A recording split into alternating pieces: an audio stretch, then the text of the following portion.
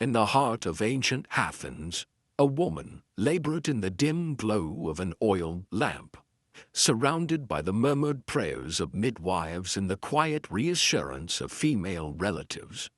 Childbirth was a private affair, a momentous event that took place within the confines of the home, yet one that remained shadowed by uncertainty.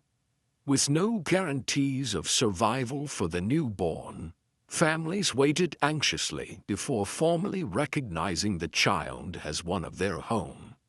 The birth itself was a sacred yet perilous transition.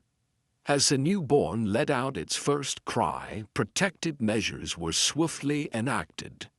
Amulets crafted from gold, silver, or simple knotted wool were tied around tiny wrists or necks to ward off evil forces.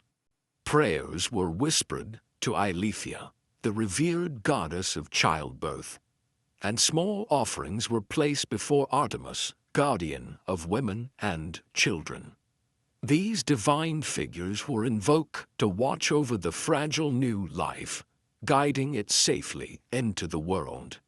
For the mother, the days following childbirth were ones of seclusion. She remained within the home, receiving care from female family members or household slaves. Yet she was considered impure, burdened with the miasma of childbirth, and forbidden from participating in religious ceremonies or visiting sacred spaces until she underwent purification. This ritual, essential for rejoining public and religious life, culminated in the Amphidromia on the 5th or 7th day after birth. The Amphidromia was a deeply symbolic occasion.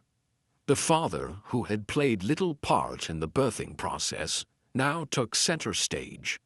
With careful hands, he lifted the swaddled infant and carried it around the household hearth, the sacred heart of the home. This act signified the child's acceptance into the family, a moment of both joy and finality. If the child was not formally acknowledged, most commonly the fate of unwanted daughters, it might be abandoned to the elements, or left at a sanctuary, its fate resting in the hands of strangers. The 10th day brought the Dekati, a moment of celebration and naming. Family and friends gathered in the home, bearing gifts for the newborn. The father once again presented the child, this time in a more official capacity, offering sacrifices to the household gods. Here, the child received its name, boys often inheriting the name of their paternal grandfather, while girls were named with greater flexibility. A small protective necklace, the gorgonion, was placed around the child's neck, its image of the fearsome Gorgon believed to repel the evil eye. With this ceremony, the newborn was no longer simply a hope or a burden, but a recognized member of the Athenian family. As the mother re-emerged into daily life, the responsibilities of child-rearing fell primarily to her. For those of wealth, a wet nurse, often a slave, took on the task of feeding and caring for the infant. Breastfeeding was the norm, yet alternatives existed, like diluted wine with honey, goat's milk, or cereal porridge, though today we know such substitutes were far from ideal. Childhood in ancient Athens was a structured and gendered experience.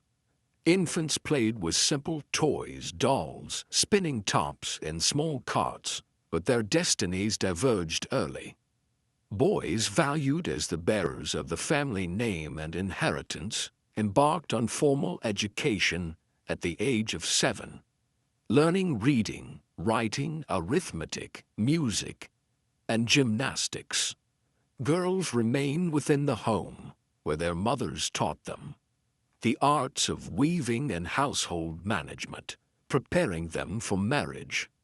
Religious rites marked key stages of a child's development.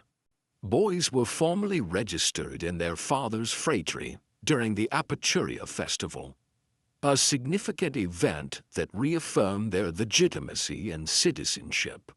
The festival spanned 3 days: Dorpia, a day of communal feasting; Anaresis, dedicated to sacrifices; and Coriotis, when boys were officially presented to their kin and, in some cases, underwent a symbolic hair-cutting ritual.